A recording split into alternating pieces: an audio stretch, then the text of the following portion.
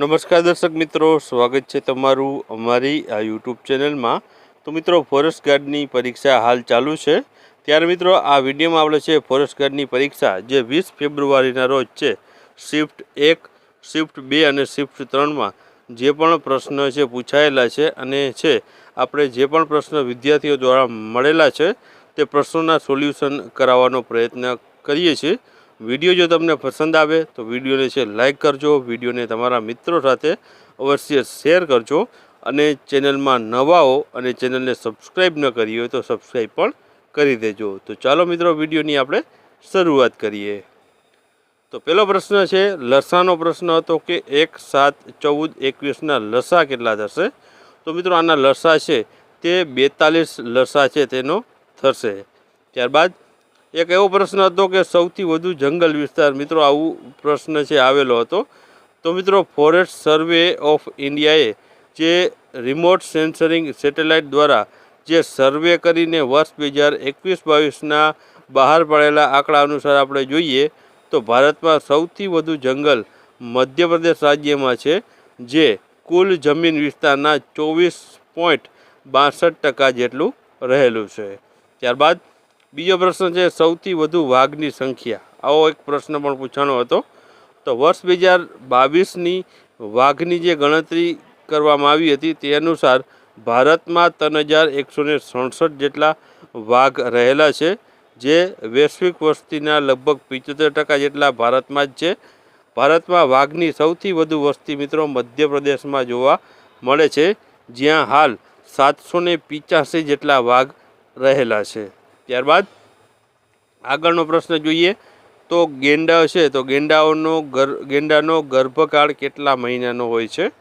તો મિત્રો, અહીં 16 થી 18 મહિના જેટલો તેનો ગર્ભકાળ હોય છે અને દિવસોમાં પૂછવામાં આવે તો 510 થી 570 દિવસનો ગર્ભકાળ રહેલો હોય છે। ત્યારબાદ નાવિકનું પૂરું નામ જણાવો। તો મિત્રો, નાવિકનું પૂરું નામ થશે Indian regional navigation satellite system.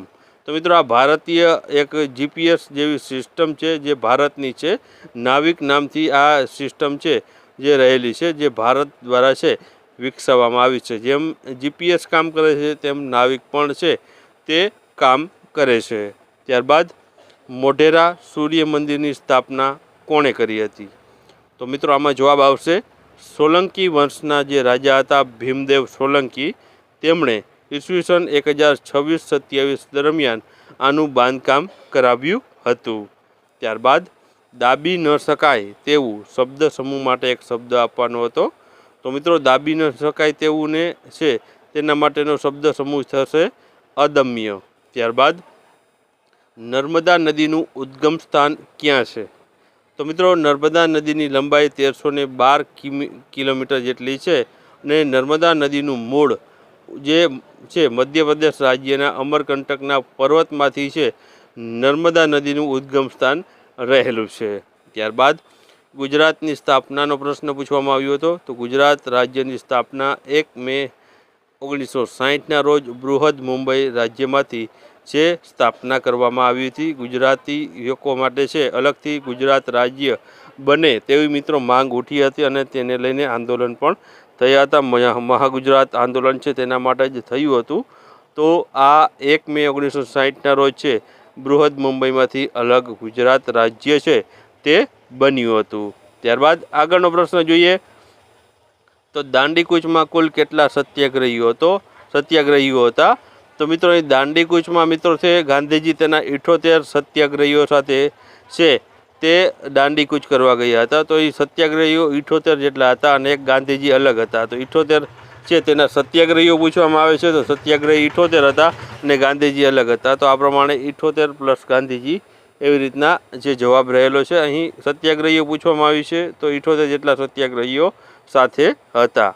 ત્યારબાદ ઓશિકું પણ રડી પડ્યું, અલંકાર ઓળખાવો। તો મિત્રો, ઓશિકું રડી ના શકે, તો સજીવ હોય એ જ રડી શકે। તો અહીં ઓશિકાને છે રડવાની ક્રિયા દર્શાવી છે, તો અહીં સજીવારોપણ અલંકાર આવશે। ત્યારબાદ સાબરમતી નદી છે તેનું ઉદ્ગમ સ્થાન કયું છે? તો મિત્રો, સાબરમતી નદીનું ઉદ્ગમ સ્થાન રાજસ્થાન રાજ્યના ઉદયપુર જિલ્લાના અરવલ્લી પર્વતમાળામાં છે સાબરમતીનું જે ઉદ્ગમ સ્થાન રહેલું છે. ત્યારબાદ મરણ વખતનું ખતપત્ર શબ્દ સમૂહ માટે એક શબ્દ આપવાનો હતો. તો મિત્રો મરતી વખતે જે ખતપત્ર આપવામાં આવતું હોય છે અથવા તો જે ખતપત્ર છેલ્લું હોય છે તે વસિયતનામું હોય છે. જે મર્યા બાદ છે તેના જે વારસદારોને છે જે આપવાનું હોય છે તેને વસિયતનામું કહેવામાં આવે છે. ત્યારબાદ એનજીટીનું મુખ્ય કાર્યાલય ક્યાં છે? તો નવી દિલ્હી ખાતે તેનું મુખ્ય કાર્યાલય આવેલું છે. ત્યારબાદ GEERની સ્થાપના ક્યારે થઈ? તો તેની સ્થાપના મિત્રો 1982માં તેની સ્થાપના કરવામાં આવી હતી. GEERનું ફૂલ ફોર્મ પૂછવામાં આવે તો Gujarat ecological education and research foundation, જેને GEER ટૂંકમાં તરીકે ઓળખાય છે. ત્યારબાદ સંધ્યા જે શબ્દ છે તેનો વિરોધાર્થી શબ્દ છે શોધવાનો છે. તો સંધ્યાનો વિરોધાર્થી શબ્દ ઉષા થશે. ત્યારબાદનો આપણે પ્રશ્ન જોઈએ તો સપ્તાહ જે શબ્દ છે તેનો સમાસ ઓળખાવાનો છે. તો સપ્તાહનો મિત્રો વિગ્રહ કરીએ તો 7 દિવસનો સમૂહ તેવો મિત્રો તેનો વિગ્રહ થાય છે. તો મિત્રો અહીં છે 7 છે તે પહેલાં તમને જોવા મળે છે સંખ્યા. તો મિત્રો અહીં સંખ્યા આગળ દર્શાવતી હોય એટલે દ્વિગુ સમાસ છે આમાં આવશે. ત્યારબાદ ટેહરી ડેમ કઈ નદી પર છે? તો ટેહરી ડેમ મિત્રો છે તે ભગીરથી નદી ઉપર છે આ ટેહરી ડેમ બાંધવામાં આવ્યો છે. ત્યારબાદ અંધકાર શબ્દ છે તેનું સમાનાર્થી શબ્દ ગોતવાનો છે. તો અંધકાર શબ્દના સમાનાર્થી થશે અંધારું, તિમિર, તમ, તિમિસ્ત્ર, દ્વાંત. આ બધા મિત્રો છે અંધકાર શબ્દના સમાનાર્થી શબ્દો રહેલા છે. ત્યારબાદ આપણે વાત કરીએ શારજાહ સ્ટેડિયમમાં કયા ખેલાડીના માનમાં એક સ્ટેન્ડ રાખવામાં આવ્યું છે? તો જવાબ આવશે આપણા ભારતીય ખેલાડી સચિન તેંડુલકરના નામ ઉપર છે તે આ શારજાહ સ્ટેડિયમમાં એક સ્ટેન્ડનું નામ છે રાખવામાં આવેલું છે. ત્યારબાદ બંધારણનો અનુચ્છેદ 48 છે તે કહેવાનો છે?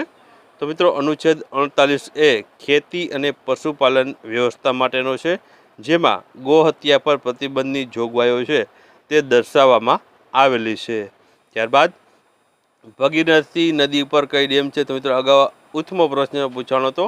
ફરી આમાં શરૂઆતમાં તમે આગળ પ્રશ્ન જોયો હશે તો તેમાં તમને ટેહરી ડેમ કઈ નદી ઉપર હતો અને અહીં છે ભગીરથી નદી ઉપર કઈ ડેમ છે તેવું પૂછવામાં આવ્યું છે. તો ટેહરી ડેમ આવશે. મિત્રો પ્રશ્ન ઉલટાવીને છે બીજી શિફ્ટમાં પૂછવામાં આવ્યો હતો. ત્યારબાદ અનુચ્છેદ 243 શેના માટેનો છે?